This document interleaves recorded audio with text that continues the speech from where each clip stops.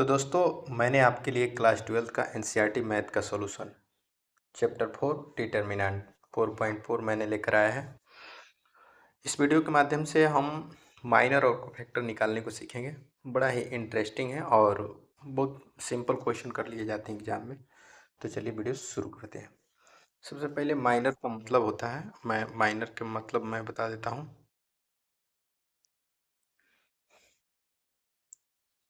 Minor जो है, minor को हिंदी में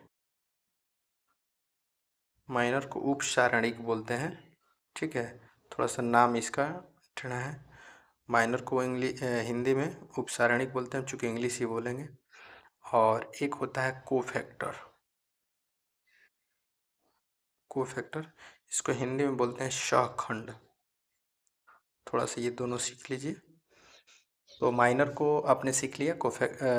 माइनर मतलब उपसारणिक होता है, कोफैक्टर माने सहखंड होता है। अब हम समझते हैं कि माइनर निकालते कैसे हैं। तो ये आपके एक्सरसाइज का कुछ क्वेश्चन है, जैसे क्वेश्चन नंबर पहला, दूसरा, तीस। ठीक है, पहला में 2 को दिया है, इसका हम लोग माइनर कैसे निकालेंगे। जैसे क्वेश्चन है आपका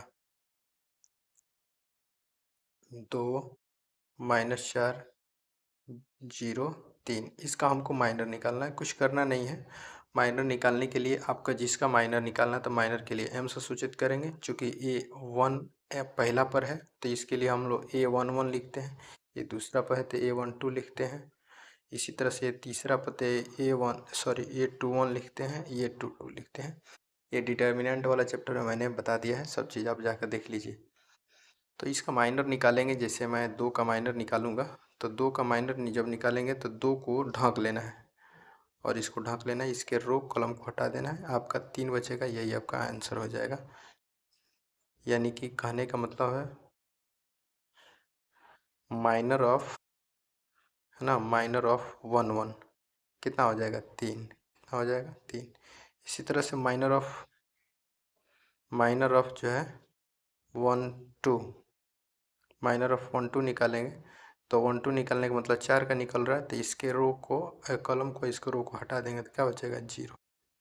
तो ये आपका आंसर 0 हो जाएगा।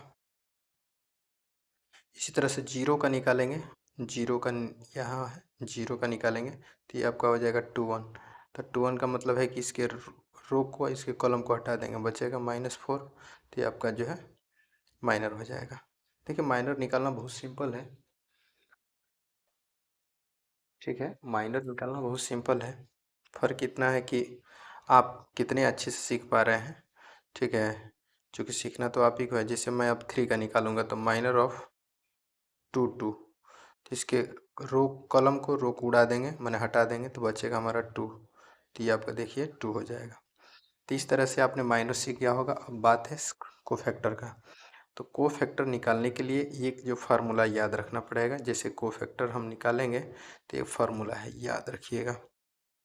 देखिए यहाँ लिख कर हम आपको दे देते हैं, AIJ -1 के पावर I प्लस J और माइनर ऑफ IJ होगा। थोड़ा सा समझ लीजिए, अभी मैं इस पर क्वेश्चन कराता हूँ। ये निकालने का, कोफैक्टर निकालने का फार्मूला है।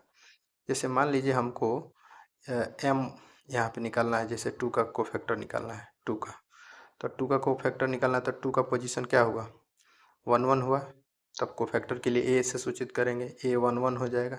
अब अभी मैंने बोला है कि -1 के पावर IJ, तो I का मतलब 1 है, J का मतलब 2 है, 1 है, माने A11 लिख रहे हैं, I भी 1 है, J भी 1 है। तो यहाँ पे -1 के पावर 1 + 1 हो जाएगा। अब माइनर ऑफ IJ यानी 1 1, तो ये हो जाएगा -1 के पावर 1 1 जोड़ेंगे 2 हो जाएगा, -1 के पावर 2। अब माइनर ऑफ 1 1 निकाले हैं, ये आपका 3। तो -1 को 2 बार लिखेंगे तो 1 हो जाएगा, 1 में 3 से गुणा करेंगे 3 हो जाएगा। कुल मिलाकर मेरे कहने का मतलब है कि अगर आप कोफैक्टर निकालेंगे तो इसका मतलब है कि आपको माइनर निकालना आना चाहिए। माइनर नहीं आता है तो कोफैक्टर नहीं निकाल पाएंगे। इसी तरह से आप जो है कोफैक्टर ऑफ 1 2 निकालेंगे, कोफैक्टर ऑफ 1 2, है ना, 1 2 कोफैक्टर ऑफ 1 2 निकालेंगे तो ये हम -1 के पावर I प्लस J, यानी I की जगह 1 है, J की जगह 2 है, माइनर ऑफ 1 2। ठीक है, तो अब ये यहाँ पे देखेंगे माइनर ऑफ 1 2 कितना है 0। तो कोफैक्टर जो सॉरी माइनर ऑफ 0 हम भरेंगे, इसके गुणा में -1 के पावर कितना होगा, -1 के पावर 1 और 2 3 हो जाएगा। तो ये 0 गुणे समथिंग तो 0, ये आपका आंसर हो जाएगा। इसी तरह से आप इसका निकालेंगे 2 1 का, तो 2 1 का निकालेंगे तो -1 के पावर i के बाद 2 है और j का नंबर मान 1 है, तो -1 के पावर 2 + 1 हो जाएगा माइनर ऑफ 2 1। तो ये माइनर ऑफ 2 1 का मान -1 मिला है, तो ये 1 में -1 में -4 से गुणा करेंगे 4 हो जाएगा। कोफैक्टर ऑफ 2 1 4 हो जाएगा। इसी तरह से कोफैक्टर ऑफ 2 2 निकालेंगे तो कोफैक्टर ऑफ 2 2 -1 के पावर i + j, i का मान 2 है, j का मान 2 है, माइनर ऑफ 2 2, तो ये इसको -1 को 4 बार लिखेंगे तो एक ही होगा, सम संख्या है।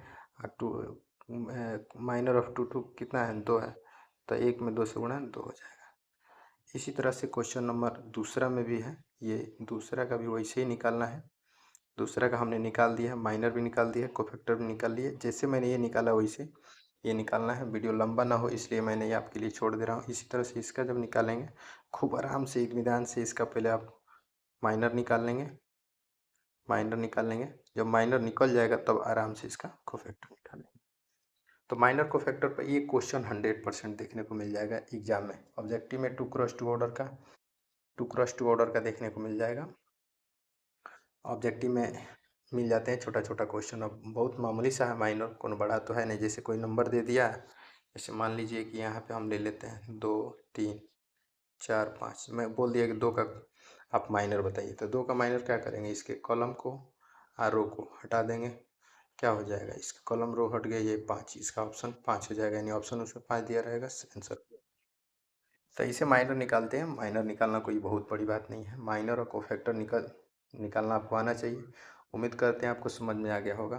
किसी तरह का दिक्कत हो तो आप कमेंट करेंगे। चैनल पर पहली बार, चैनल को सब्सक्राइब कर लेंगे, बेल आइकन प्रेस कर लेंगे। ऐसी ही वीडियो हम ज़बरदस्त मैथ के स्पेशल लेकर आते रहता हूँ। ये वीडियो इस तरह का बनाने का मेन उद्देश्य है कि ताकि आप शॉर्ट से शॉर्ट में जल्दी से आप जो है कवर कर लें। कंसेप्ट क्लियर रहेगा तो कहा गया कंसेप्ट इज पावर, यानी कंसेप्ट क्लियर तो सब चीज़ क्लियर है। ये छोटा छोटा वीडियो दे रहे हैं कंसेप्ट, ताकि आपका कंसेप्ट क्लियर हो, मैथ काफ़ी स्ट्रांग हो, आपका मैथ और बूस्ट हो। अपने दोस्तों के साथ शेयर करिए। फिर अगला हम 4.5 भी है, वो जल्दी